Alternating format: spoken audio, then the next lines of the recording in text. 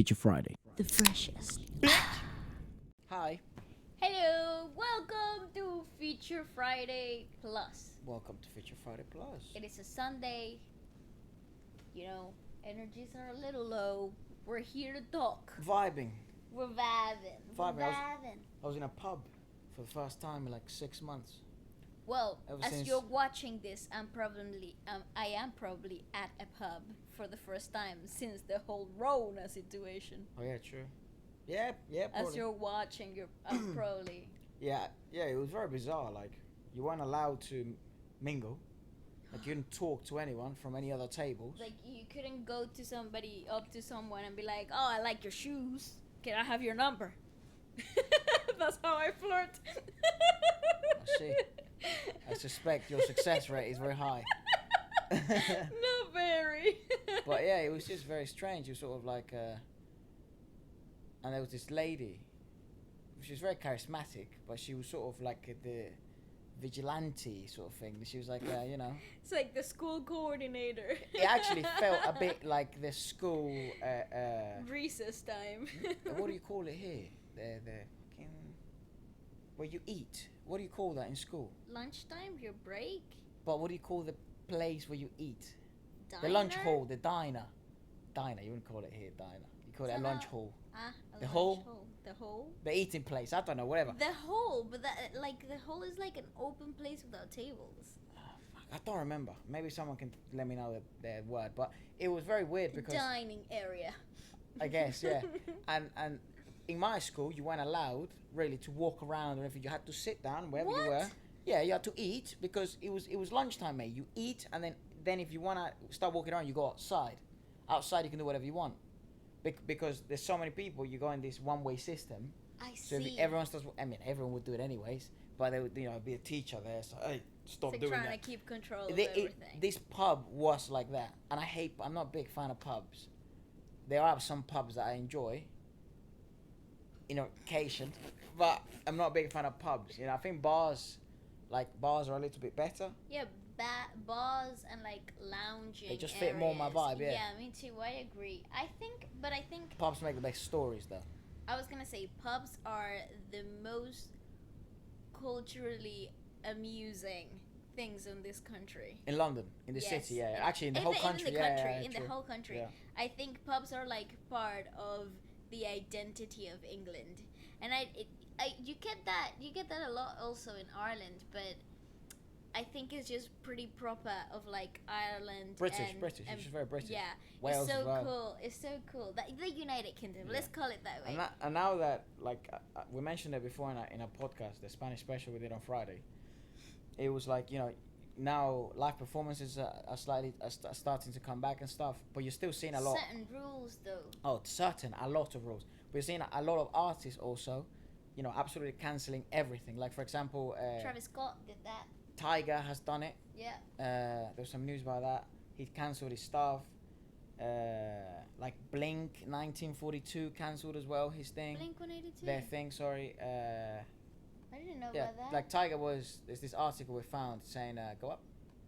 Tyga cancels concert after Human Rights Foundation raises concern. Yeah, and it's like, I don't know, it must have had to do with, I imagine. I was looking forward to playing in Minsk for my fans in Belarus. Spirit of beginning great music market I've never played before. Oh yeah, it would have been his first time there. Oh my god, how upsetting. That Oh, must be but so no, it upsetting. didn't have. Well, I guess the whole situation going on also mattered. However, in there, it had to do with the elections. Look. Oh, okay. I'm totally blind. Oh, I see. And then St. John said, "Right now ain't the time. Just ain't it." Yeah, it's true. I mean, everything right now is that just is so crazy. that is so upsetting though. That must be so upsetting. Yeah. Especially for like opening a new market, like getting to know a new So kind of fan base. So ironically enough, it didn't have much to do with the whole health and safety Rona. situation. Ah, It was more to interesting. do with political. But aspects he said- of the country. Go down. What did he tweet? He said, "My performance was not political motivated." Of course, of course not. You're Tiger. I will not be performing in August. I hope to be back to play to my fans there at the future. I mean, dude, he's one of the artists that I think he's been out for. The guy's playing music for like 20 years, He's really been out for and a long he's time. less than 40. Yeah. He's really been making music since he was like literally 10 For- in the industry. For real, I don't remember a time when I was alive and Tiger wasn't out In it, yeah. and wasn't like popping. I And know. then he kind of took a little break. He was And always Taylor was still in it. yeah, and he was and then he sort of he was going out with Kylie Jenner and all this stuff. He's always popping, you know, always popping. Someone who's popping out right now actually is and I saw it on the trending thing, and I was kind of hoping they would release a video so we could watch it. And I'm still like, we always talk about it. We don't know if we should do like lyric videos, you know, when they only release like lyric videos. I think it also, I don't like to do lyric videos because I think they kind of spoil when they do actually release a music video, and I'm watching for the first time. I feel like I'm cheating the process a little bit. Yeah, because then it isn't really. So I already know what the music's like. It isn't really a true first time. Yeah. But Juice WRLD, The Weeknd and Juice WRLD released a collaboration. Obviously after Juice WRLD passed. So I'm interested when they recorded it and stuff like that, and if they're gonna have a video, maybe they'll do like an animated thing. Yeah. But yeah. It's really bizarre how much music it's coming out from Juice WRLD after he has passed. Yeah. You know, it just lets you know that these few years that were coming, they were gonna be his years. Yeah, exactly. He was just working. It is with so ironic. many things. Yeah, with so many artists. He was playing at different fields every time, everywhere, all the time, and that just lets you know how, active in the whole music industry he really was. And like Eminem said, he was doing something that nobody else was doing. He was, totally changing the game of. He definitely capitalized on what he did. Yeah. And there wasn't anybody else. There isn't anybody else. When he was on it, there wasn't anybody else doing it the way he was doing it. Now we got a similar sound with Kid Laroi.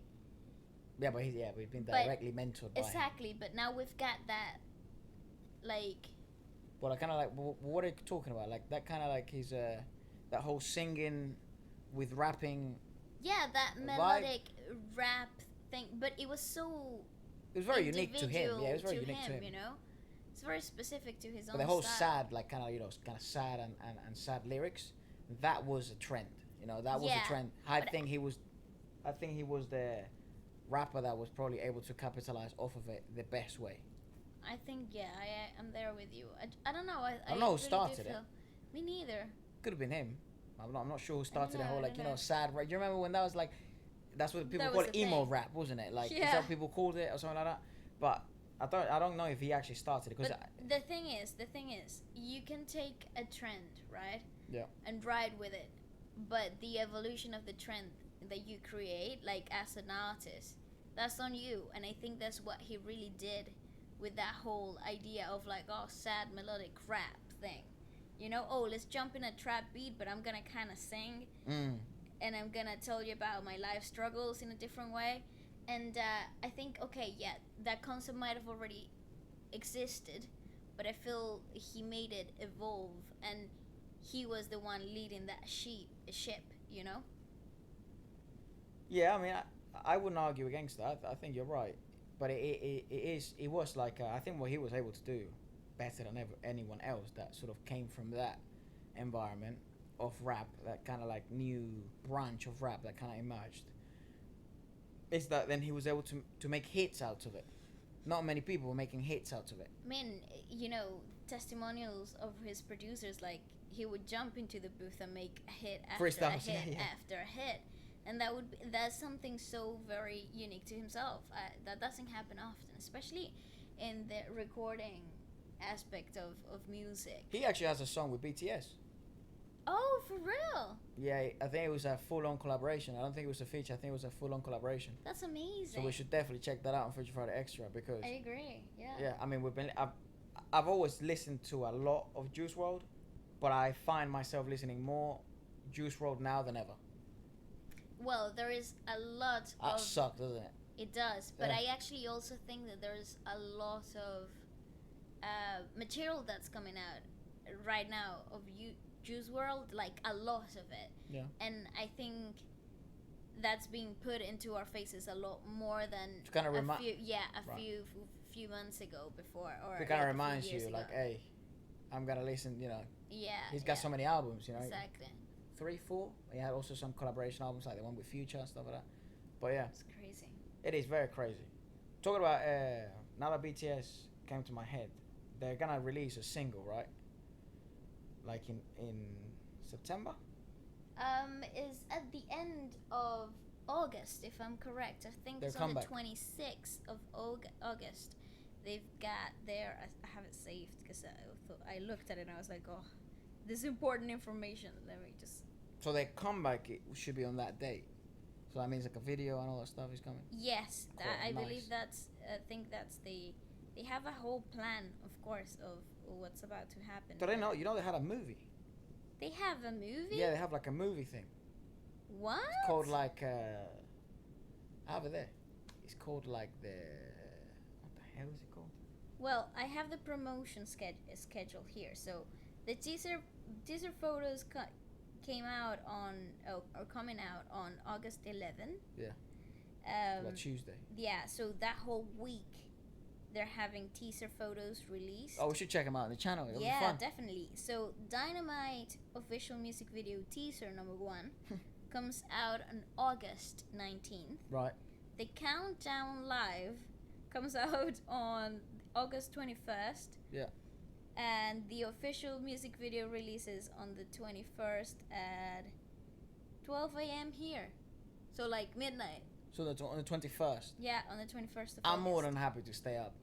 Then the MTV Fresh Out of Yeah. Live is on the 21st as well, but at like 5 o'clock in the afternoon. Well, busy day. Then they have NBC Today Show the day after, 2 days after. Stress. And the Dynamite music video, the B-side track, Yeah. releases on the 24th. Right. And Everyone runs like- MTV Music Awards Dynamite performance is on the 30th Yes, of August. So they're a guaranteed performance for the that's freaking for the fire. VMAs of Yeah. this year. Yeah. Which, by the way, they had to change the whole arena and stuff. They They were did. gonna do it in the Barclays fucking thing. Don't know what it was called, but they had to change it. That is freaking cool. Who else is performing in the VMAs this year? Doja Cat. Oh, cool. I think she's gonna murder. J Balvin. J Balvin, you got it. Yeah, Oh, that's cool. J Balvin. Yeah. So So between the big headlines is J Balvin, Doja Cat, and BTS. So they're Freaking definitely fire. gotta be performing. There's probably gotta be some like surprise performances and stuff like that. Definitely. Maybe some surprise collabs. Ooh. So like some Who features. I reckon with J Balvin he's got so many friends. Yeah, it's hard to like. He's not actually, gonna come alone. No. He probably do like a song along or like a part of a song along, and Bring then he'll be Anita. like, no, or he'll bring like Dua Lipa into the stage or something, because he just released with Yeah, her, didn't he? Yeah. So maybe he just makes her sing a little bit of the song with him as well. I mean, totally. I think I might look really forward to seeing Doja Cat Oh, me too. because She's gonna sing all her TikTok songs. That's so much fun. I've never seen her sing live, so She's fire. maybe I think I'll She's fire. wait She's until fire. that date so I can watch her live. When is actually the VMAs? The 30th? 30th. Yeah, I think. Double check. On the Don't just miss got out. yeah August the 30th. Yeah. MTV. Ooh, Do you remember when MTV exciting. was just all about like next, Reality shows. next? Oh, I remember the generation before that when MTV was all about rock music videos. Yeah. And Green Day was popping. Rumpelstiltskin, they used to, I don't even know, but they used to broadcast gruesome cartoons Really? for like Yeah, Happy Three Yeah, Wheels like- and stuff. Happy Three Friends. and Happy like, Three Friends, that's it. Yeah. They were cool. It's They a were good- cool back then. It was a good time. So I don't remember that though. I think I was too young. And Nickelodeon and MTV were owned by NASA. Yep. And the two of them used to like Conspiracy play on the, theory. Yeah. Yeah. They used to play on the same like slimy, grimy, weird. Who are they owned by now? I Do don't you know. Check. I don't know who they owned by now, Check. but I remember that was the golden era for me, the brainwashing era. Dude, I remember once I became like full, like 9, 10, where you sort of now you have like like a phone, or like access to the internet, and Viacom. CBS owns MTV now. Right, and VH1 as well. And Bet. There's also like literally all the fire reality shows. They're owned by CBS. That's a fire move. Yeah. And about Nickelodeon. Nickelodeon. Nick. I think same people. Yeah. CBS. So they obviously bought it off of NASA. Nasal. Yeah, but what was I saying? How freaking weird is that? What was I saying? That when I sort of got old enough to search up conspiracy theories and stuff like that on YouTube or just online, when forums were an actual thing, and not just Reddit, you know, people were always saying, like, if you notice, you know, like SpongeBob or late night comics, late night cartoons from these shows, they would have such agendas, and they were trying to push such weird messages. Things. Yeah. But you know what's funny? They're also adult programs. Yeah, but this is the thing though. Nickelodeon was for kids. It was like the kid version of MTV. But I remember it had like the same undertone. And I remember my big sister, my sister, like our sister, would watch MTV all the time. Like she would wake up and that was the first thing that she would be watching. And I'd be in the other room watching Nickelodeon. And then we would find ourselves talking about the same topics, but in different... No way, really? Yeah, in different levels. Damn. And I remember that used to be a huge thing. And then in school, they started like saying how, you know, NASA was brainwashing us and we shouldn't be watching capitalists TV shows and stuff. Yeah. It's like, it's so American. Yeah, back home they have a thing about that, for real. But that was very funny. I still watched it. I didn't care. All I remember from MTV, I don't remember MTV being really for music. When I was, MTV was for music. It's because you were like a lot younger, like... No. I was a lot younger than you when they were popping, but they're still popping now, but not as much. Mm-hmm. But when they were like the pinnacle of everything of entertainment, I remember it was more about reality shows rather than music. If you wanted music, you go VH1 or Urban. What was the one, the Urban one? No, pero era en español. It was like a Spanish TV. Oh, right. That's where you'd go for music videos. Hispanic music video channel. Because they would play... HTV. That's it. They would play music from morning to night. Yeah, it was like repeat. It was like a radio station. Yeah. Like the hit 100s would play. But of every genre, every day. Yeah. But MTV didn't stop doing just that, and they started doing TV shows and started doing Teen Mom and Next and all these dating shows, and you know, like VH1 had a lot of VH1 had more boring grown-up ones though for me. Yeah, they were a bit more. Yeah, they like were Donald Trump, for example. Yeah. I think was he in MTV or VH1? VH1. Dude, that guy was the Big Boss. Was that the thing? Yeah, something like that. That's the name. I remember he used to fight people and stuff. He had funky hair. That's now true. he's the president of the country, man. Not our your country. A country. Any country in the globe. Yeah, America. Every time I say that, every time I say America, I sort of imagine fireworks and a flag and like a white horse and an eagle. America. That's what I imagine. No, I just picture Captain America. Yeah, true. That's all I like picture. with a shield or whatever. Yeah. Yeah. So funny, honestly. Those were good years. Those were the good years of entertainment. Yeah, I mean now it's just sort of now I don't YouTube, isn't it? I don't even watch TV. I don't even know what's like on shows on like TV broadcasters. I don't actually know. I wonder how many of the people watching actually watch TV, because we don't turn on their TV unless it's for Netflix. Yeah, we literally do not touch it. I don't think. And I'm not big on Netflix. You are. I'm not. I like watching shows, but on Prime and all that stuff. Yeah, I have like several streaming platforms, but I don't mind watching shows. I think having the choice of picking what I'm gonna watch is so much more attractive than turning on the TV and being, you know, slapped by 300 hours of ads and not being able to choose what I really actually want to watch, you know? Yeah. So even though you can now record and like stop and play and skip the ads and whatever, and like... Well, you can't really skip TiVos ads. And stuff. Yeah, you can. If you record the show. Yeah, I imagine that's how it would have to work, because If not, how do you? What would you fast forward if there's nothing recorded?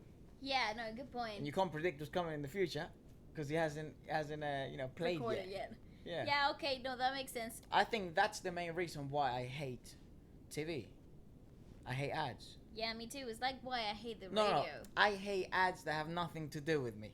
No, I hate ads. No, I think ads are fine. Targeted ads are okay, because I'm like, I'm interested. They get creepy though sometimes. I know, because it's like, my phone is this and it's Yeah. It's like, oh my god, I'm being watched. And how many people say the same thing? Like, all of our friends, everyone you know. they're always Everybody, like, I actually saw this video of this girl who was trying to give hints to her husband about like having babies. She was like, babies, baby carriers, baby bottles, baby furniture, babies.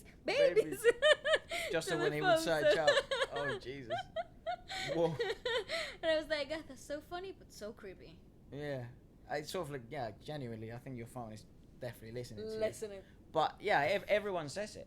But that's I'm fine with ads that are targeted to me. Like, for example, most of Okay. the ads I see are like, I don't know, shoes or clothing for and me, stuff like that. it's usually just music. It suggests new artists, and especially on Instagram, I get a lot of like suggested new artists. Or like the sponsored people, posts. Yeah, people that are in the come up or whatever. Amazing. I've found amazing artists. I usually get ads on how to make ads. And here's how you make ads. Just Yeah. swipe up. It's like, why do you make ads that don't get any views? I'm It's like, like, I don't I care. don't know, cause I don't make Yeah, them. I don't make ads. You know what I mean? So I always just, I'm not You the know, I audience. just kind of watch Yeah, them. I'm not your audience. Wrong type of audience. Yeah. I'm not your guy. And now, what do you think of Instagram releasing reels? Weird. I actually think it's pretty smart.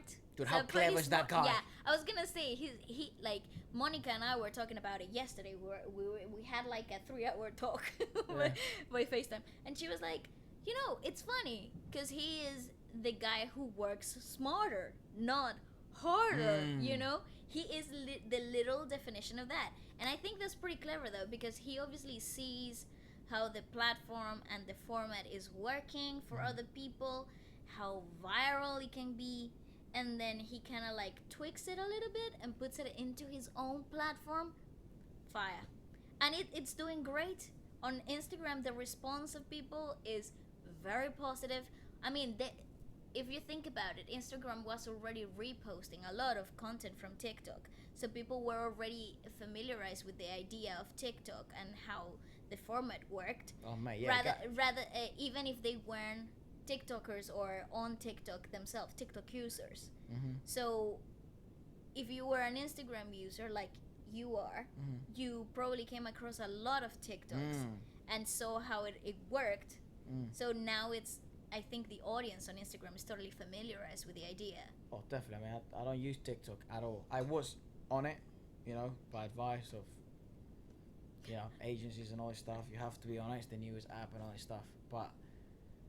And it was fairly easy. booming. Like, I think I posted like 5 videos and then one just fucking popped. Yeah, I think the viral potential on TikTok. I think is that's like, why it became so popular so fast because anyone could literally blow Get with views. any type of content.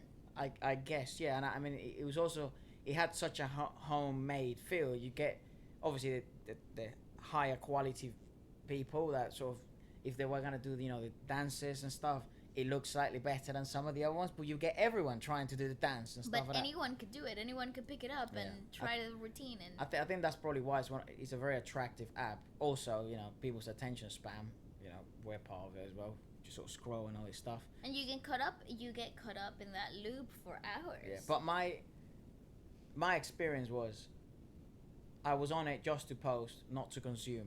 I'm like that in every platform I'm on, except for YouTube. I actually am like that everywhere except for Instagram.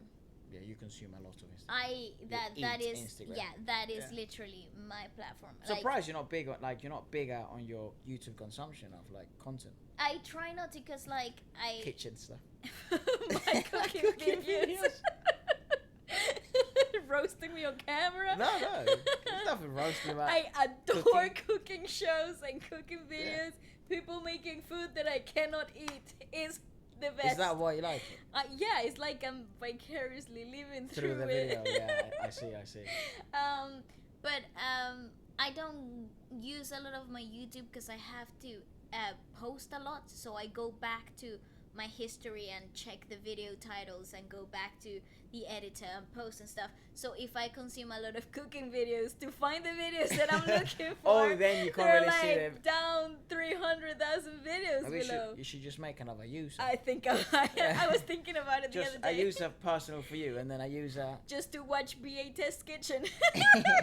yeah. No, but going back to the whole real stuff, I think, look, it happened before with the stories, and everyone had a kind of like a baby about it. It became memes and everything. Snapchat does this, Instagram does it. Snapchat does this, Instagram does it. Now look at this. Now look. Snapchat had so many changes that now it's sort of being left behind slowly, and it still has a huge user base. Ginormous. It's still one of the biggest social media platforms, I guess you could call it now, because it even has like its own Explorer thing. Yeah, it has. But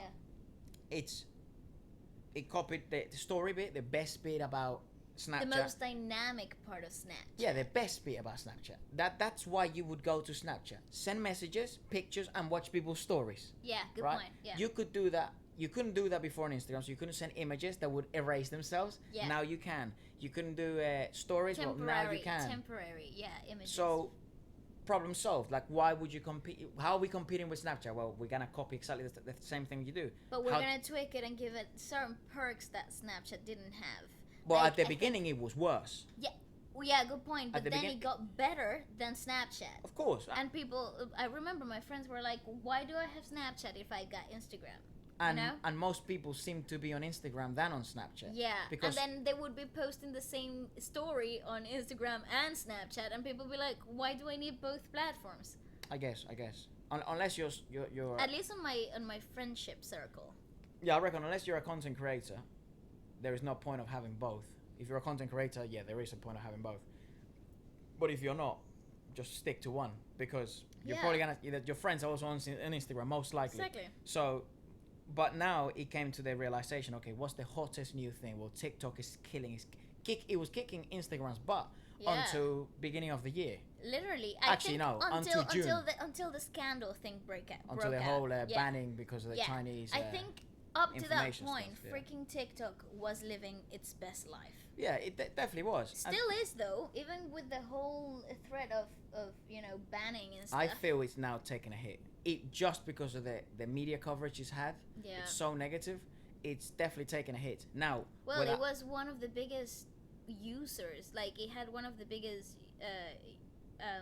active user bases. Bases. Definitely, yeah.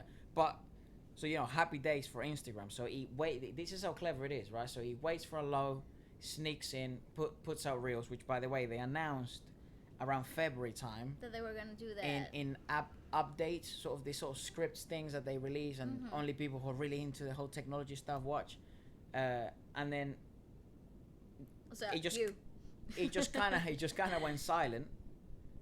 And then they release it, and right now it is worse than TikTok.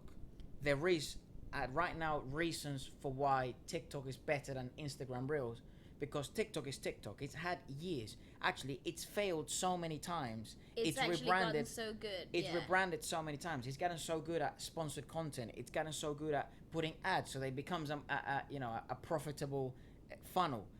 Now Instagram's gonna have to learn how to do the same, right? Obviously, that you can tell they're pushing it like there's no tomorrow, because when you open your Instagram, you go and explore. The biggest thing you see now is Reels. Yeah. Just Reels, big one. It takes literally half of your screen. 50%, yeah. And then on the side, instead of stories, how they were marketing stories before. Now you see the Reels. Yeah. So they're obviously pushing it.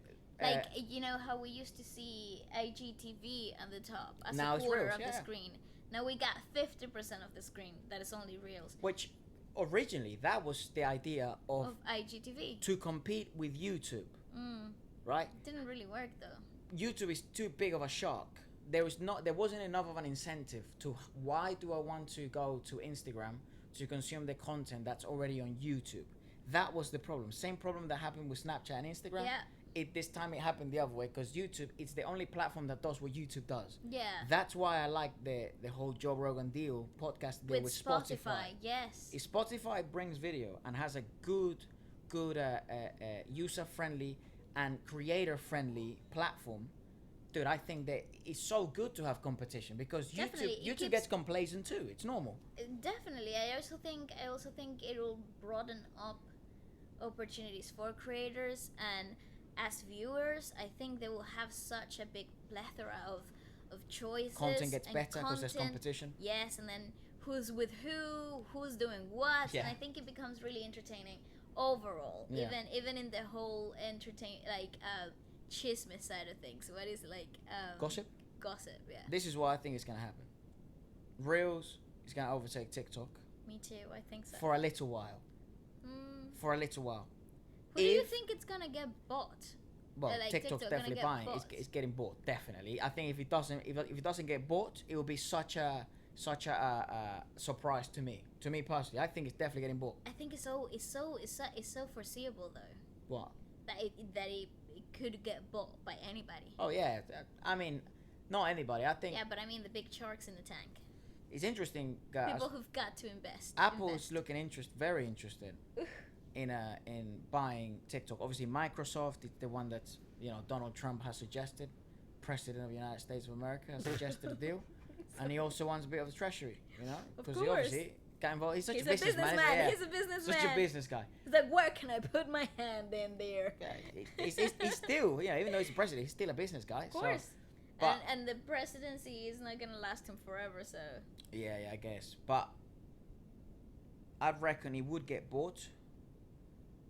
I don't know if Microsoft would buy it. They do have LinkedIn. They do have that piece of the pie, but that's not really social media. It's so specific. It's very work.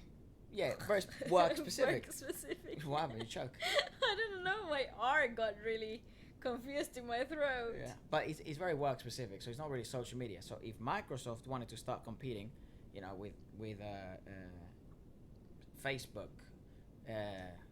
Instagram, that's bloody hell. That's such a good in.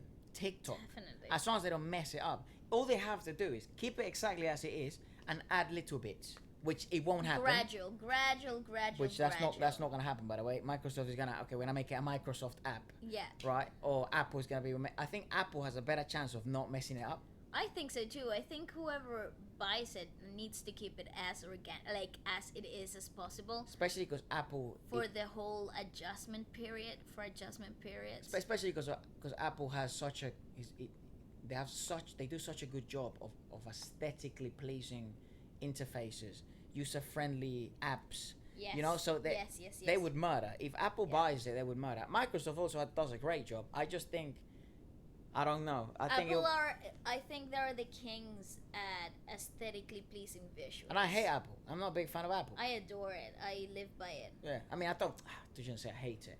I don't hate anything. Yeah, but you're not an avid user. I'm an Android fan. Yeah. I use Android. You know what I mean? Yeah. So But who even uses Android? yeah, I just don't like the limitations they put Sips in. on tea. Sips on Starbucks.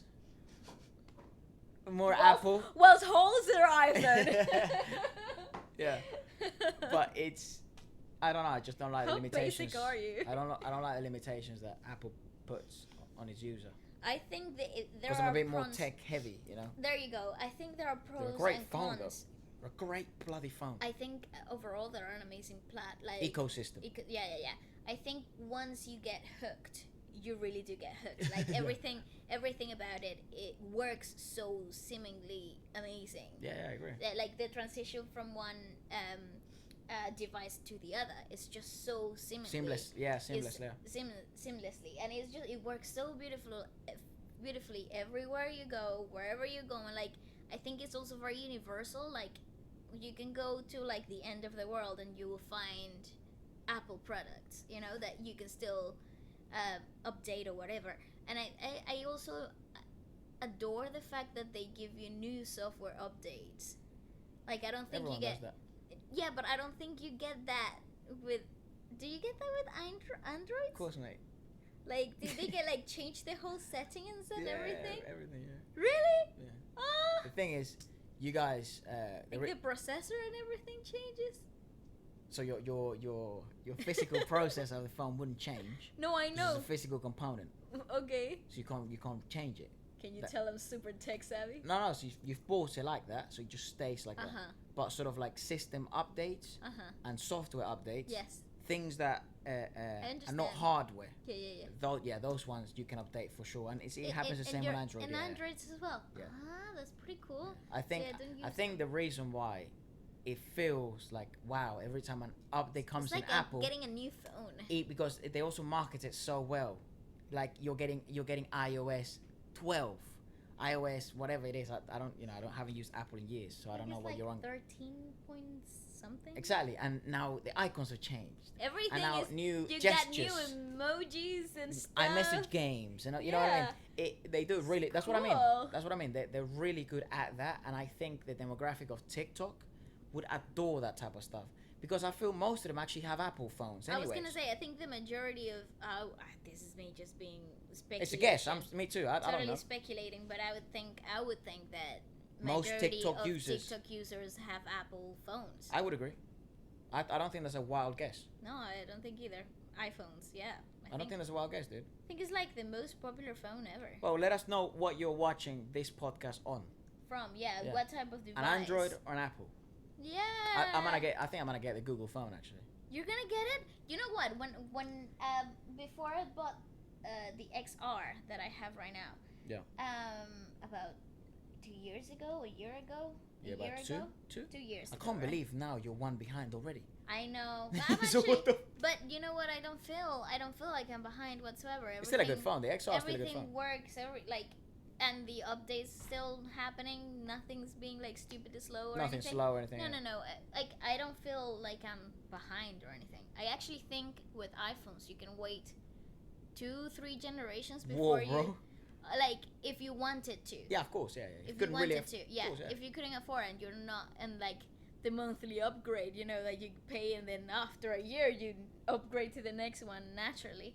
I think that's probably the best way to go. Yeah, definitely. You end up paying a bit more, yes, but you're always updated, you know. Yeah, I think from my experience, because I was broke and I couldn't do that, monthly pay, you know, you can hold to your iPhone for like 2 models until you can get the new when you actually need to get a new one, right. The newer version of. Yeah.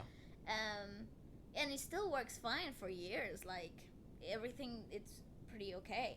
But yeah. Yeah, I mean, there are phones. Oh, my point. Sorry, I just remember my point again. Before I was going to buy this phone, I considered buying the Google phone because everything about it seemed so attractive to me. The camera is very, very good, just as it is on the iPhone XR. I think it comes down to actually personal taste on how each camera works. But I just think Google's software for camera is way better than Apple's. I see that. Yeah, I see but that. it suits my eye. It I don't suits think your it would needs better. Yeah. No, like just how I see stuff. Like, you know what I mean? Because I was watching Lou Later. Yes. From Unbox Therapy, comparing the camera of the Pixel 4 and the iPhone 11. Okay. Is there an 11 iPhone? Yes. Yeah. And quality is amazing on both of them. But this one would highlight contrast. Contrast would be higher. And on the Pixel, the contrast would be slightly lower. But the sharpness would be slightly higher. So things would kind of look surreal. Yeah. So you got like popping details into the images. But the shadows, it would be a bit darker in the shadows. This would be light on the shadows, but you wouldn't have you see, so it's just kind of little things. Like, what do you like? Which image do you think is best? For me, it's always the Pixel. And I think it's what are you familiarized the most with? Yeah.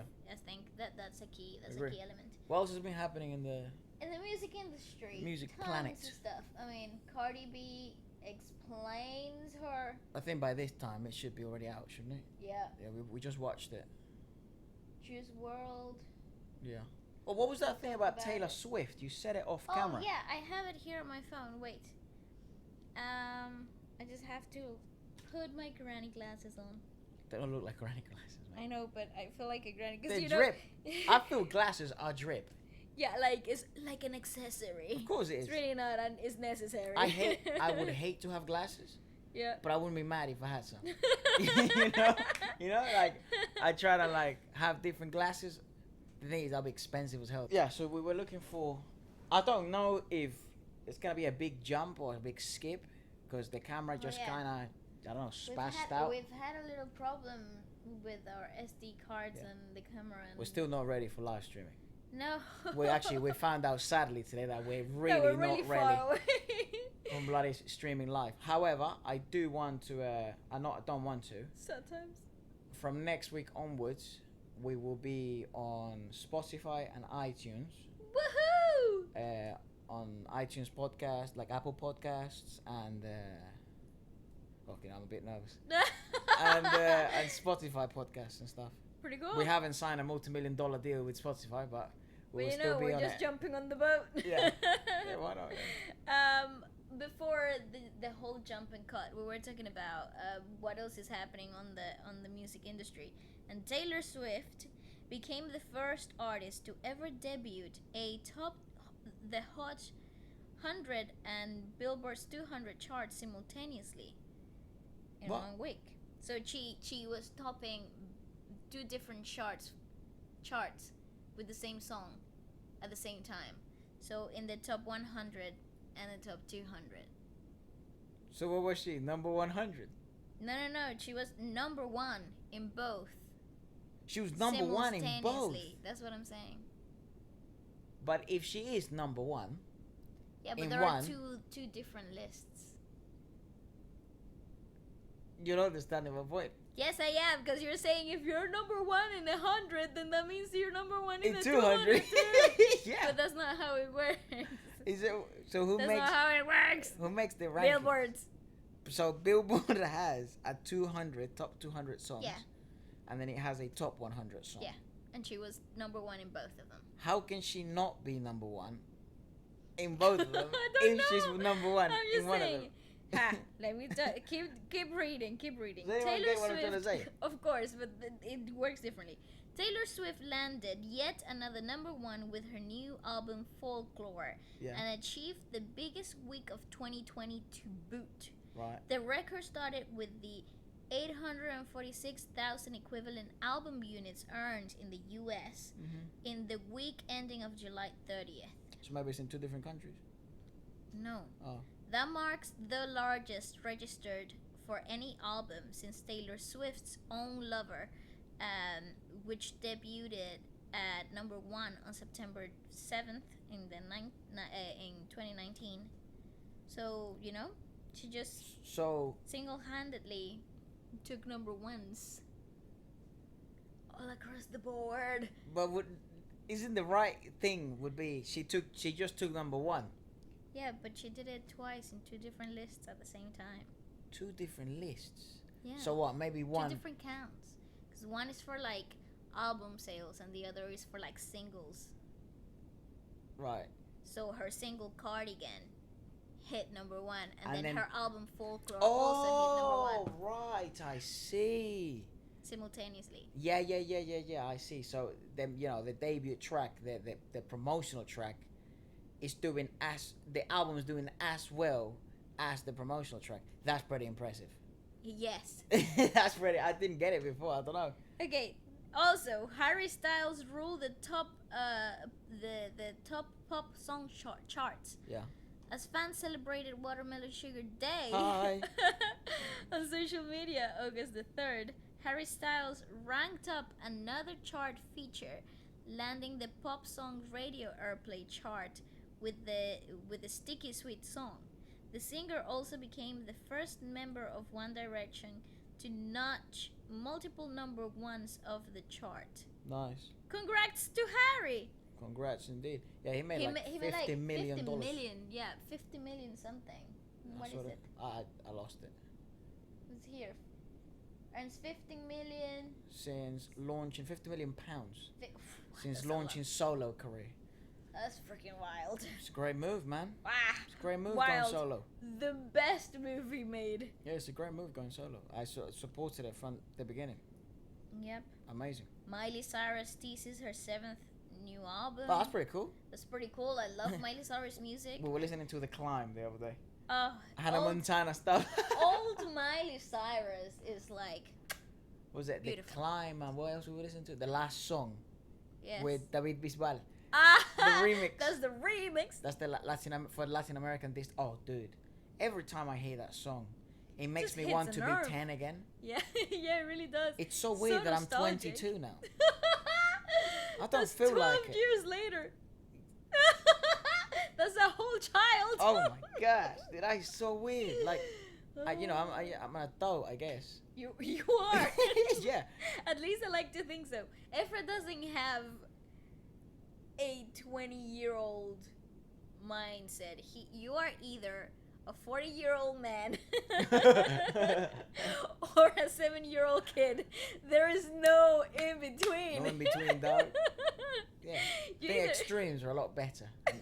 I'm more intrigued. I don't know actually. about that, but it is entertaining sometimes. I mean, you either get the, oh my god, I love my life, everything's exciting, or goddamn, let's get down to work.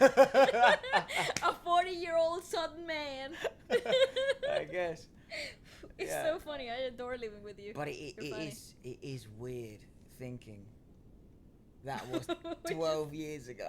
What the fuck? That is so crazy. You know what freaks me out though? I don't think about it that way. Cause okay, 12 years ago to me seems a bit subjective. Like I can't really measure. The 12 years is 12 years. I know. Listen to this. You know how I freak out? Yeah. When a 12-year-old kid says to me, "I was born in 2009." Oh my gosh, that is wild.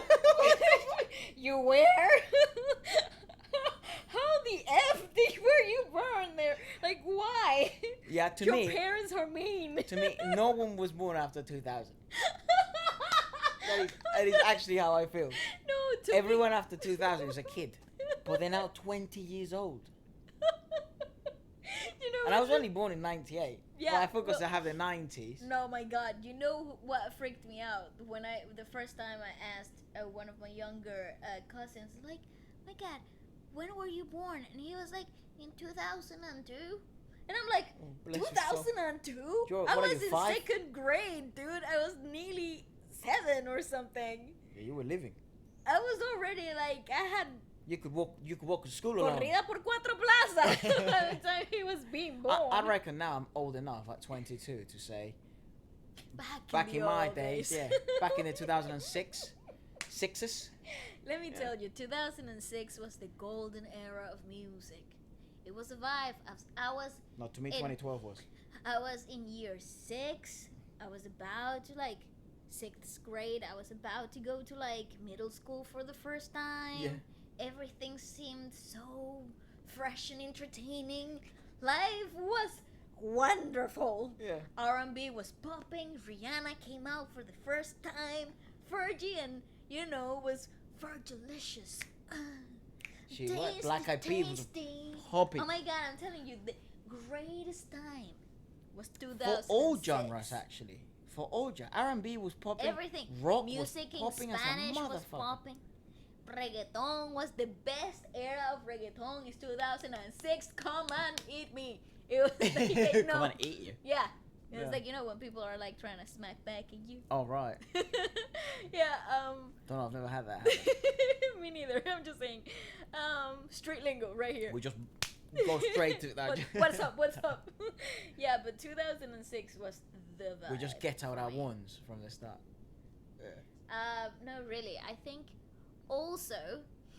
I also idealized when I was a kid. I idolized.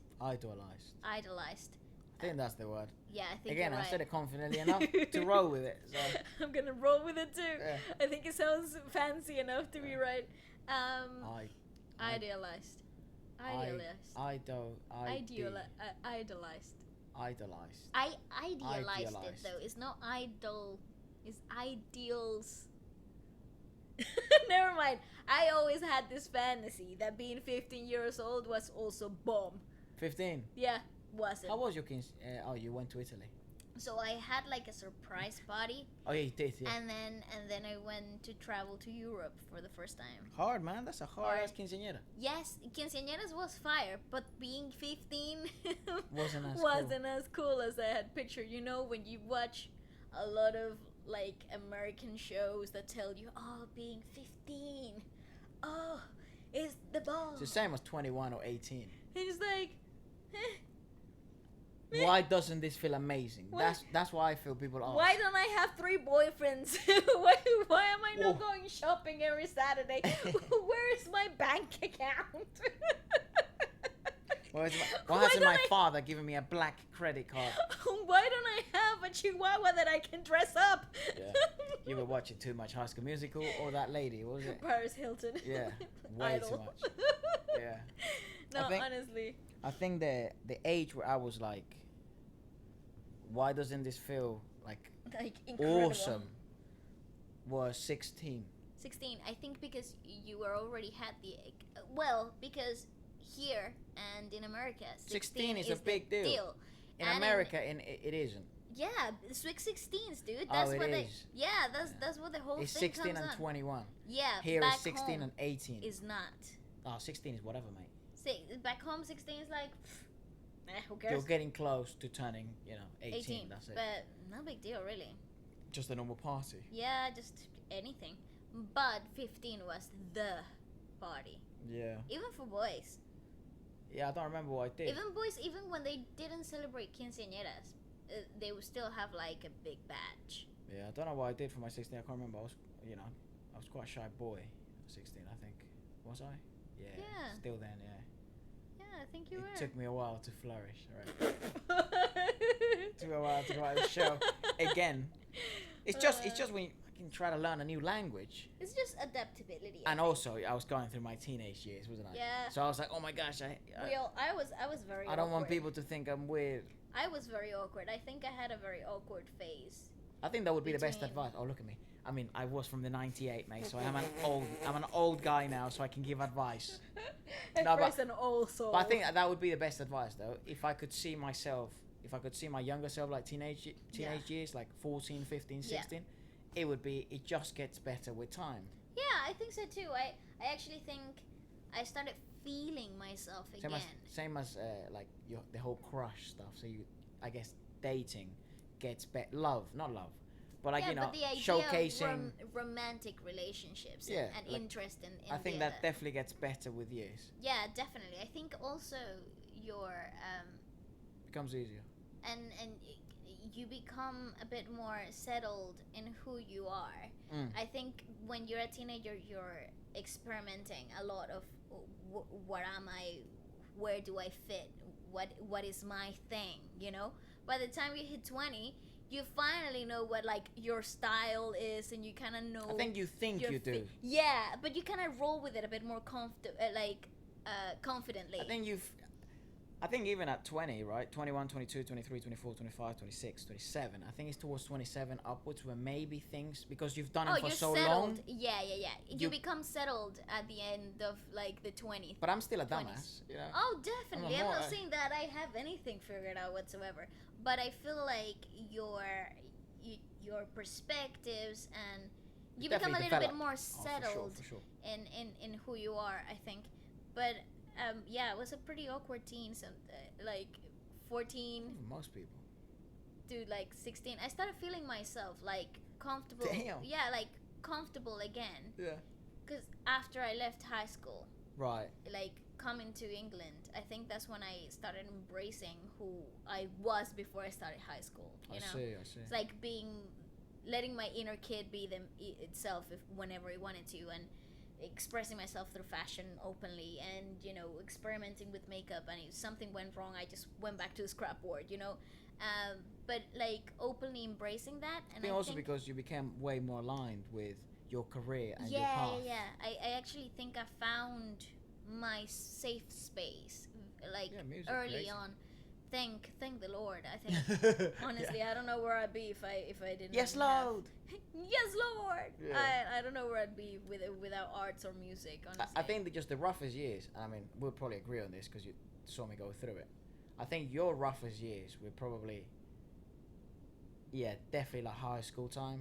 Yeah, around the same era that you had your crisis. Very true actually. Yeah, well, I That's didn't when have a I crisis, mate. But well, bloody hell, well, it definitely felt like it at the time. Actually, you That's think what I about it. meant. But yeah, it was from 14 to 16. It Yeah, was those same, 2 years Same for me. I think. where I was like, what in the? I think is from going on? like since I started high school, the things like you started high school back home. Yeah, and then I changed my whole environment. What the? I think just ran Oh. out of battery. And then I just changed, things Your changed. whole environment Language changed completely. culture changed. And I think that was such a shock. I think for anybody that would be a shock, you Yeah. know? Changing culture is Traveling such a like big traveling thing. like that, it's rough. But yeah, I mean, I think it's I don't care now, but back Yeah. then I definitely did care. I know, but I think I had the same around the same ages where I kind of crashed. I reckon myself as what was your guys' like a horrific era. not horrific, but where you sort of felt, you know, this was you were a bit shy then, or a bit, you know, Different to who you are now, but Yeah. that helped you build who you are today. like your typical teenage years. Yeah. What age was that? I wonder if it is for most people like Around the same. 13 yeah. to 16. Yeah, it must be. I mean, it has to be though, right? Because here's the thing, like I was talking about it to one of my friends. It's like, you know how in school, you know, I was with the popular kids, right? And then there was also like the more people who were like in the library all the time. See, like more introverted people. Yeah, then I guess you could call them introverted. Then you have the dancers, and you have the people who are more into sport. But then once they got out of school, Everybody they were hangs around with everybody. yeah. But what I'm trying to say is the whole introverted, extroverted stuff, it became completely irrelevant because when these kids were in the library, they were extroverted with their Amongst friends. themselves, exactly. You know, they were just not comfortable around other people Yeah. that went into the stuff they were into because maybe they felt judgment. It's the same as like if you put a football player, just like me, if you put someone who's a super active and all this stuff, and you stick me on with some, you know, people that like to talk about astrology, Yeah. I'd be all quiet and I wouldn't do anything. I'd just It's like, oh, okay, mate, well." kill me. You know what I mean? It's probably the same for them if they like games that I don't like, and then they just sort of put in this area. But maybe because their likes are so kind of, you know, specific, Yeah. they just didn't vibe with anyone, Yeah. just with their little group. But then when they go to uni and stuff, they start realizing that the world is so big and everyone has such different taste, and you And will then find there's people. actually a lot of people that likes the same things that you like. So everyone kind of turns introverted with whatever clique they're on. Yeah. I just think people confuse introversion and extroversion with your capability of handling new social situations or new social interactions. That's a very good point. Yeah. But in reality, introversion and extroversion is just, A spectrum. it is a spectrum for sure, Yeah. but it's just how you kind of refill your batteries. Yeah. I think that's very important too, because I believe that we all have those qualities in ourselves, and what helps you recharge your batteries really does speak about who you are. Like, you know, for me is staying in my cocoon in my bed, wrapped around, watching TV or reading some books or something, and just staying inside. Yeah. Just being around the family and stuff. That is for me heaven, literally. But I know that for you is total opposite. You like to recharge and like feel energized again. You love to go out with people, meet new people, create new social circles and stuff.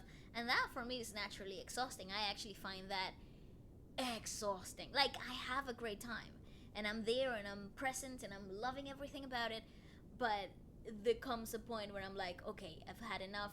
Time to go home and feel like I belong, you know? Like, it's like, okay, time to recharge. Where do I plug in, you know? Yeah, I mean, I'm a bit like that as well sometimes. It's, you know, it depends on company Like, and stuff like that. Yeah, I think it's all about getting to know yourself a bit. I think, you know, there's definitely some truth to that Statement though of, I do feel like I'm a bit more introverted because if we go to a party, I wouldn't really go speak to people or anything like that. There is some truth to that, but I think that also comes from your perspective of is it a worth, is it a risk, it's a risk and reward situation, not whether you're going for a love interest or anything like that, just friends. Just for It's the action which is going to require a lot of energy out of you because maybe you consider yourself as introverted, gonna be enough to justify, is the reward gonna be justifiable enough for your efforts. For the effort, right? I think that's the question that a lot of people ask, and then it's a lot easier to say, no, it isn't. I just stay in my bubble. And if they want to talk to me, they can approach me. Exactly. It's way easier to do that. It's kind of the same as, like, to some extent, like exercise. Like, most of the time, I do exercise. When it comes to physical conditioning, I'm not in the bloody mood. Yes. You know? Put me there. Not at all. Yeah. Yeah, but You do it because the benefits. I do it for different reasons. You know, I do it also because it embodies. It enhances everything about it. Well, my athlete lifestyle, yes, right? I have to do. I don't have a choice, but most of the time I don't want to do it. Yeah, you know? yeah. And it's just sort of getting used to saying yes to things that sometimes will be beneficial. I actually think that's a very clever piece of advice if anybody is out there wanting that advice whatsoever.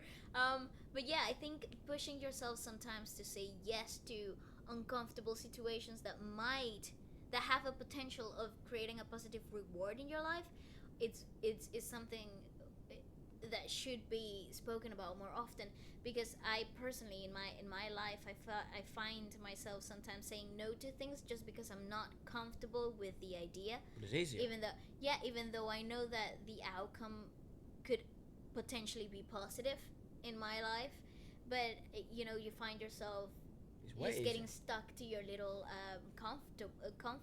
comfort place. Yeah, you know? dude, saying no is so easy. Yeah, it's so simple to just, you know, saying no to things that don't require you to do anything. Yeah, you know, yeah. That's so easy. It's so easy. So I don't know. I just feel sometimes it's like during those years of being a teenager, you're sort of really trying to find out, you know, like that's such a big tell to yourself as you go forwards. It's like, do I say yes to this type of situations? Mm-hmm. Am I the sporty kind? Am I the sociable kind? Am I the kind that always puts an effort in their dressing sense? And it is easier to say no. I'm not gonna keep some fuck, just wear a hoodie or whatever, or I don't want to talk to anyone today. All this stuff. But then during those 2 years, or for me especially, during those 2 years, whatever you kept doing, it's so funny how it still haunts you to this day. Definitely. It's like a habit. Yeah. It's kind of like a life habit, and that was the big realization I made after, like that wasn't me. Yeah, because even though you were exploring and getting to know yourself in high school, those are the years that are building who you will be in the future. Pretty much, yeah. Weirdly, and I think that sometimes also the pressure that teenagers put on themselves.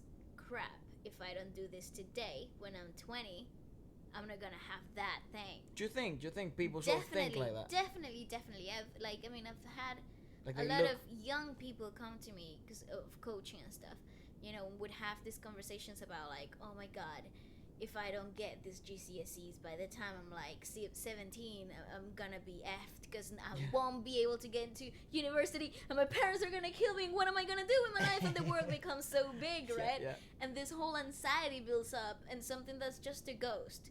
But that pressure exists. And I think now in the modern day and age, the teenagers today are so aware of everything else around them, because you know you have the world in your hands. Okay. That I actually do believe they get a bit worried because the future terrifying. Look at this 21-year-old entrepreneur on Instagram that has all this money. Yes. Or look what you can achieve if you do this, and that. Look at this big YouTuber. He's 22. Exactly. And those unreachable and no, there are anomalies in the world, right? Yeah, of course, yeah. They are anomalies in this world, and they believe that to be a norm. I think people forget. Yeah. Sorry to interrupt, but I think people forget that they are an anomaly. Like, those people they're a minority in the spectrum of life. It doesn't mean unachievable. It means they are the rare to the norm. Exactly. It's totally possible if you put your mind to it. I mean, absolutely go for it if that's what you want to do. But do acknowledge the fact that it is uncommon. It is. Yeah, it's not the rule. But that is the most forbiddable task you can try to chase. Yes. The thing is, though, when you have ideals and you have expectations that you think the world putting up on you, right? These goals stop becoming achievable, and they start becoming a pressure. You know, this haunting thing, instead of becoming a very like something that you could actually achieve. It becomes a ghost, you know, something that haunts you. Yeah. and sometimes those habits linger in your life until you're 25, and then you're still being haunted by the future and the career that you could have had if you took a different path when you were 12, you know. So it's a very interesting thing, the world and youth, and how we see the world and how that actually impacts our adult life. Well, I think what it was undeniable is that it has a bloody impact. You know, Yeah, those sort of definitely. teenage years. That's why I'm really interested in seeing if people kind of agree that it is like between 13 to 16, or maybe they think it's younger, or maybe later on. You know, I think university, those years of college or university, where you go 17, kind of 18 up to your 22, 21. Mm-hmm. Yeah, I mean, I think those ones shape you, and they kind of make you realize, you know, something that some stuff they saw as important, it's unimportant. Yeah. Some stuff that you had You in a start to pedestal, become, yeah. that pedestal starts coming down, Mm-hmm. and you It's start like realizing you how start to unveil things that you had which I guess comes with the growth. exactly. It was just being humans. Process of experience and a bit of maturity. I just, the thing that I'm still trying to sort of understand is, you know, when you're sort of like not a teenager but a kid, right, is you always have this sort of like sense of wonder of stuff, right? You kind of lose that when you're a teenager. Yep. And then when you turn into, I guess, an adult, you try to regain that. Yes, and you try to like start to look at life with the same eyes of a child. Or you try to. Yeah. Right? Because it's like, why was I happy every time it was sunny? Yeah. And now I'm like, oh, I'm dying. I hate everything, you know? UK heat sucks. Yeah.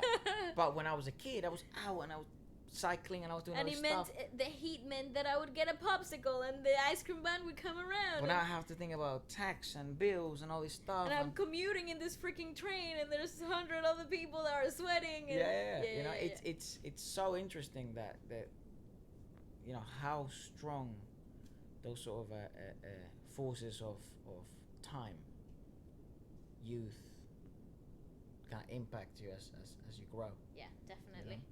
Let's answer some questions, shall we? Yeah, let's do a few. All right. So, how long have you guys been living in England? Bloody hell, I don't know. A while. A while, yeah. A while. Quite a while, A actually. while. I think, yeah, definitely training here for a long while.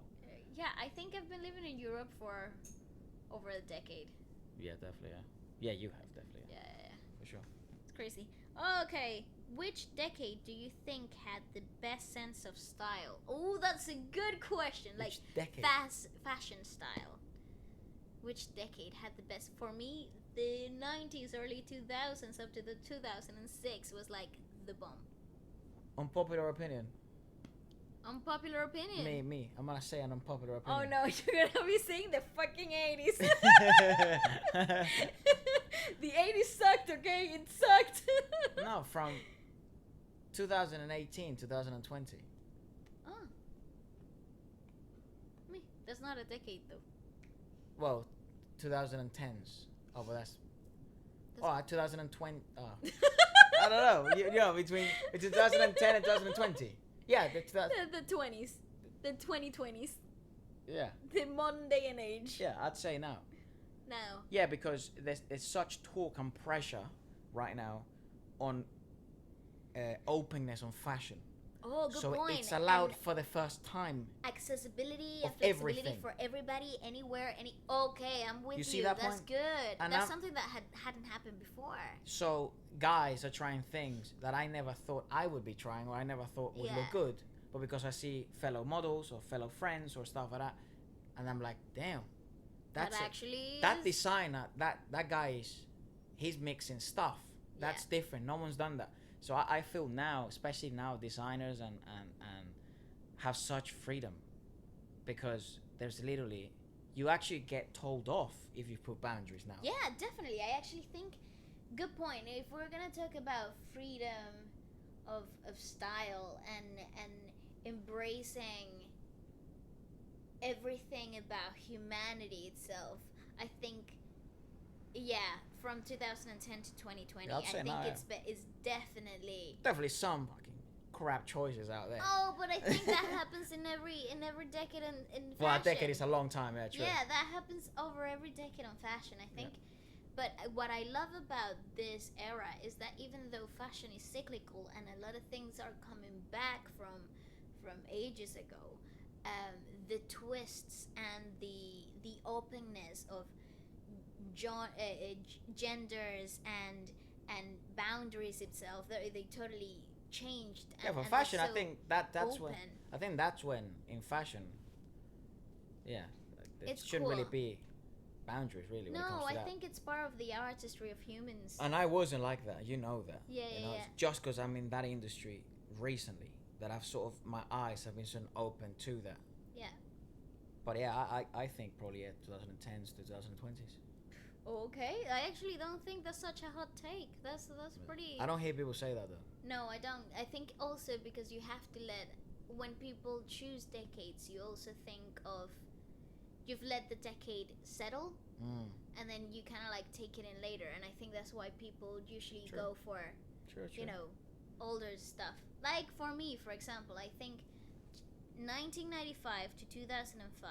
Yeah. That was the decade for me, fashion. I feel you still dress like that. Definitely. Yeah, I feel you still chase that look. Definitely. I think I actively go for it because I'm familiar with that idea. You know, I actually feel quite comfortable with that. It's But good I'm also it's good fashion style, man. I'm also very creative and open. I kind of like super edgy stuff in my times. I actually Yeah. think if in my highest household, I'm for sure the risk taker when it comes to, Oh yeah, definitely, for fashion sure, yeah, and stuff. for sure. What else? including the three of us siblings. Oh yeah. Oh, definitely. Out of all three of us, bloody Yeah. hell, no doubt about I like crazy, okay? it. What inspired you guys to do a YouTube? I'm just curious on how you guys thought of it. What, the Feature Friday or the channel? It was just YouTube. It doesn't YouTube. specify. I What mean, inspired you to do? I think inspiration. If we're gonna talk about inspiration, it was more the urge to create music of our own, rather than I don't know, speaking and stuff. I think that evolved. I think naturally we evolved into the point of podcasting and stuff. But the initial inspiration was definitely the creative process of music, of creating something the two of us we could be involved in the music aspect of it all, you know, and discovering new music, finding new other creators, fresher perspectives, and different sounds that we might not have been used to before. I think that's the initial inspiration for the channel. yeah, for the channel, it's definitely. I mean, for you, it's definitely because you are a singer, and not only do you always had the urge to create and share, you know, let it be covers or songs, whatever. So that's kind of how the channel came about. But for Feature Friday on the podcast, it was more along those lines of. I had stopped making music for years because I've been focusing on more of an athletic path. And then we would be creating, but we wouldn't really have. It wouldn't have an end goal, set like to it, stone. Yeah. yeah, like something like we would write stuff and we would create stuff, but then we wouldn't record it. Yeah, and it would kind of get lost in the air, you know. So- Nothing concrete. So we thought, you know, let's build a habit. You know, let's make music. And then post it. You know, and it wasn't really let's post it so people could see it. That was more what Feature Friday was about. It was more about what can we find that hopefully, you know, sounds and producers and creators can we find that other people would also enjoy. And that's sort of how Feature Friday came about. And now what it's evolved to, that no one saw coming. No, not at all. You know, Nobody ever. You know, and the numbers So and all that grateful stuff. for it, though. Yeah, no one's- so grateful for all of you. No one saw this coming. I did see coming Feature Friday being a thing. Mm-hmm. It made sense to me always. Yeah. But not in the little twists and turns that it's taken, you know? I think it's just, you know, if you're planning to open up a YouTube channel, just go ahead, do it, and trust the process. Be open to evolve and change and adapt yourself to whatever's out there, because you can be pleasantly surprised, Nice. like I have. All right, since you were talking about your sports and stuff, I don't know if you guys have already talked about it, but can you tell us how Efra started playing tennis? Broke my wrist. And Oh my then, god, that is so anticlimactic. Yeah, I broke my wrist. Didn't I? Yeah, I broke my wrist, and that was part of physio. That was part of recovery stuff. And yeah, sort of. My father always played when he was a junior. He did very well, and I don't know, just the financial situation in the country was, where from tennis isn't really that big. Did a bit unfortunate overall in Yeah. sports in Venezuela. But It's very he had a unfortunate. decent junior career, and when I was about 13, 14, I just decided to I'm gonna play. It went well. I pushed, played a lot of catch up for a good while, and then I went full time when I was 16.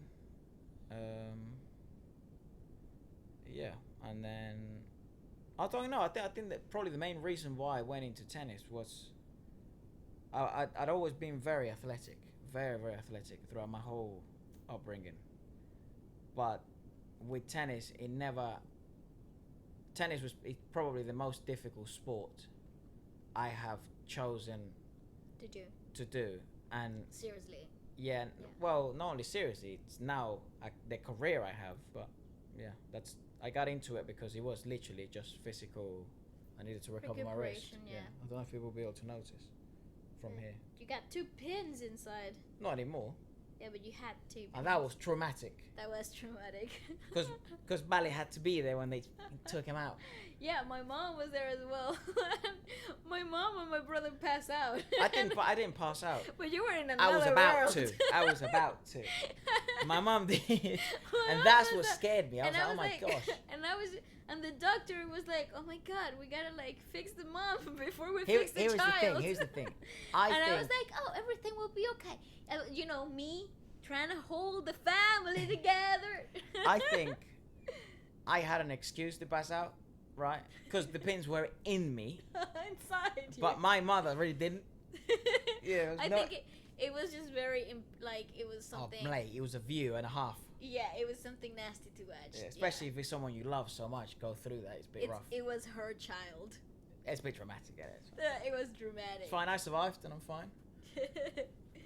Yeah. Metal pins, you were half robot back then. Yeah, not anymore. Okay. Who edits Last your one. who edits your YouTube videos? Me. I edit. I edit everything. I post everything. This me. Something that comes up very often. How old are you guys? It comes up all the time. And I am 25. Efra's 22. What is your sign? Why do you keep asking that? I feel people like ask. I tell you every single I don't know. time. Aries. My horoscope Yeah. sign. Aries. Yes, Aries. Aries. Aries or Aries? Aries in español. Aries. Aries. Aries. And I'm a Aries, Gemini. yeah. Do you play any musical instruments? Well, me. Well, that's the last question. Do you play any musical instruments? Well, I'd like to say that I do, but I really don't. I kind of play a little bit like I can know my way around a piano. Me, kinda. Al que le gusta lo malo. Alright? So whoever likes the bad stuff, they probably like my piano playing. But yeah, I kind of like try to pick up the guitar as well at some point. That's very Did not funny. get very far with that. Yeah. I've had Flute? a very oh yes, I started playing the recorder when I was 5. Yeah, I yeah. have a whole career now. What else? Yeah, I think I just have a very love-hate relationship with instruments. Like I do. Like I've always been forced to try to play an instrument my whole life. Yeah. And I've never Yes, actually you have. and I've never actually conquered anything. So it's like a haunting thing. I think it was also rough because it was so natural to me. All the yes, instruments. This idiot could literally pick up anything that I was struggling with and make it 3 times better with no experience whatsoever. So I think that was kind of rough, that you would be having all these lessons and stuff. And everyone would be like, "Oh, how you doing?"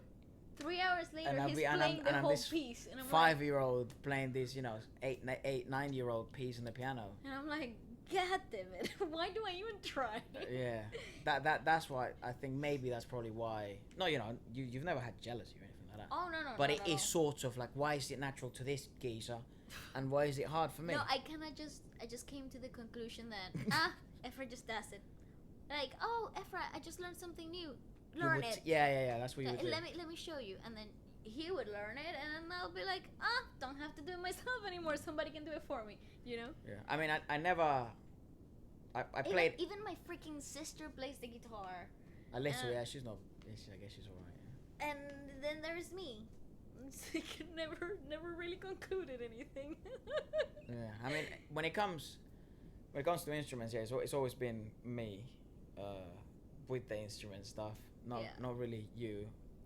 You've always go ahead, name your list. You always focused way more on singing, way more. That. Yeah. And I've said it to you before. I sometimes I wish I would have just focused on one thing, which I did for a good while, for 10 years, just percussion. But minor percussion, so it embodied it had so many stuff. Yeah. Right, and I can play so many instruments, but I'm not I don't feel. Well, I feel I'm very confident when it comes to percussion. Yeah. I'm not confident when it comes to the piano or the guitar or the bass or anything like that. But you're actually so much better than me at everything else. But when it comes to. But it just comes because I've played for so long. Yeah, you're just accustomed to the idea of instruments. I would Yeah, say. but not because I'm actually, I haven't been traditionally educated in the piano. I haven't been traditionally taught in the guitar. Yeah. I play like a traditional player would play, but I'm not gifted. Yeah. When it comes to acoustic instruments, or when it comes to the piano, I can play them, but I'm not truly gifted in them. But when it comes to percussion, that's kind of like because I did it since I was a child. Yeah. Like timbales, congas, the drums, anything that involves my hands. Yeah, that's the first thing that you really were involved. I think you picked up the sticks when you were like 3 or 4. Yeah. So just sort of, it's normal for me to feel so comfortable in percussion. Definitely. If I would have played a piano since I was 3, I'll probably have the same confidence I have when it comes to instruments. Definitely, I agree. But yeah, the familiarity with instruments to you comes so natural in comparison to me. I think, But yeah, Vale plays the flute. The recorder, not a flute. And I can play a bucket. Anyways, I've gotta, yeah. We've gotta run. Thank you very much for staying with us tonight, today, this morning, this afternoon, whenever you're watching. Please feel free to, subscribe and give us a like and whatever. And sound like Cardi B there. And whatever. We will probably see you Monday. On the rest of the week. Yeah, so make sure to stay tuned. See ya. Peace. Bye bye.